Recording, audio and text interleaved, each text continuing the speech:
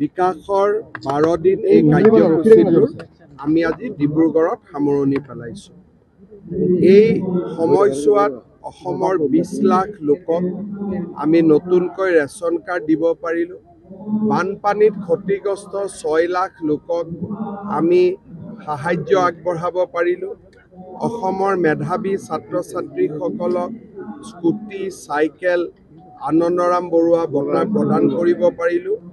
আৰু প্ৰায়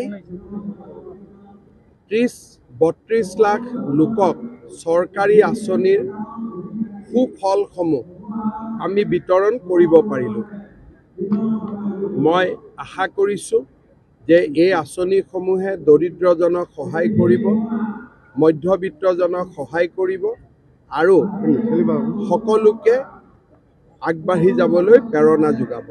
বিকাশৰ 12 দিন অনুষ্ঠানৰ সামৰণিৰ পিছত মই অসমবাসী ৰাইজক পুনৰ এবাৰ ধন্যবাদ জনাইছো আৰু নতুন বছৰৰ শুভেচ্ছা জনাইছো। আজি যেহেতু ডিব্ৰুগড়ত কেবিনেট অনুষ্ঠিত হ'ব, ডিব্ৰুগড় আৰু কিবা পাব নেকি? ডিব্ৰুগড় কেবিনেটখন ডিব্ৰুগড় স্পেচিফিক নহয়। যেতিয়াই মই প্ৰত্যেক মাহত আহোঁ তাতে ডিব্ৰুগড়ত যি গুৱাহাটীত যেনেকৈ কেবিনেট হয় তেনেকৈ ডিব্ৰুগড়তো হ'ব। আৰু গুৱাহাটীত কেবিনেট হ'লে যেনেকৈ আমি গুৱাহাটীৰ কথা নাপাতো, তেনেকৈ ডিব্ৰুগড়ৰ মুখ্যমন্ত্ৰী কাৰ্যালয়ৰ কেবিনেটতো জিলাখনৰ বিষয়ে আলোচনা নহয়, যি নৰ্মেল এজেণ্ডা থাকে সেই আলোচনা হ'ব। ডিব্ৰুগড়ত যিখন আমাৰ বাহিৰত কেবিনেট হয় জিলাৰ বাহিৰত, সেই কেবিনেট আমি ইতিমধ্যে যোৱা বছৰ ডিব্ৰুগড়ত কৰি লৈছোঁ। কেইবাখনো অট'নমাছ কাউন্সিলৰ ইলেকশ্যন সময় আহিছে, মাৰ্চত হ'ব।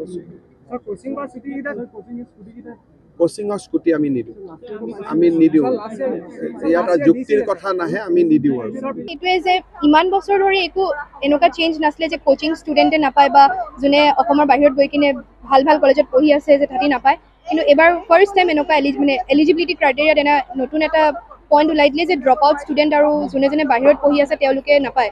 তো মোৰ মানে এইটোৱে হ'ল যে তেওঁ যিমানগাল ল ওলায় বা যিমানবোৰ ইমপ্লিমেণ্ট কৰে 1 বছৰ টাইম দিয়ে যে নেক্সট ইয়েৰৰ পৰা হ'ব, কিন্তু অনলি মানে আমাৰ কাৰণে যে এনেকুৱা হ'ল যে এই বছৰৰ পৰা ইমপ্লিমেণ্ট কৰি দিলে, সেইটো এতিয়া তেওঁই জানিব। এতিয়া আমিতো ইমান পলিটিকেলি ইমান নাভাবোঁ, কাৰণ আমি পঢ়ি থকা ষ্টুডেণ্ট হয়। আৰু আমাৰ নৰ্মেলি আমাৰ নাম এতিয়াও আছে, আমাৰ নাম মেৰিট লিষ্টত আহিছে য'ত দিব বুলি। তো তাতো যেতিয়া আহিছে তো আমি অভিয়াছলি পোৱাটো দৰকাৰ।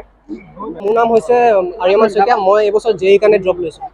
এতিয়া মই মানে ডাইৰেক্ট মেইন পইণ্টলৈ আহিছোঁ যে সকলোৱে কোটা ৰাজস্থানত নাই, সকলোৱে কোটা ৰাজস্থানত মানে ক্ষমতাও নাই পঢ়িবলৈ 1.5 লাখ 2 লাখ টকা দি। এতিয়া মানে হিমন্ত বিশ্ব শৰ্মাই কৈছে যে সকলোৱে তোমালোকে 1.5 লাখ টকা দি বিনামূলীয়া স্কুটি কেলৈ লাভ কৰিব লাগে। এইটো কথাটো কমপ্লিটলি ভুল মই কৈছোঁ। কেলৈ কি এতিয়া আমি নিজে এতিয়া অনলাইন কোচিং বা লোকেল কোচিং স্কলাৰশ্বিপ লৈ বা খুবেই কম টকাত মানে ঘৰতে প্ৰিপেৰেশ্যন কৰি আছোঁ। এতিয়া মানে আমি স্কুটিৰ কাৰণে কেলৈ আমি লাভ কৰিব পৰা নাই, মই কথাটো বুজি পোৱা নাই। মানে এতিয়া মানে মোৰ নিজৰে বেয়া লাগিছে, কেলৈ কি আমিও এটা সপোন লৈ পিনি নিজৰ জীৱনত 1 বছৰ ড্ৰপ লৈছোঁ, যাতে নিজৰ মন পচন্দৰ কলেজে হওক বা মেডিকেল কলেজে হওক যাতে আমি মানে পাওঁ। মানে সেইটো ধৰি পিনি আমি ড্ৰপ লৈছোঁ যে সেইটোৱে বেয়া লাগিছে। মানে চিঠিখনত আমি মানে CM ছাৰক এইটোৱে অনুৰোধ কৰিছোঁ যে আমাক যাতে মানে আমাৰ নিজৰ মানে বিবেচনা কৰি কিনে তেওঁ যাতে আকৌ আমাক এটা ভাল ৰিজাল্ট মানে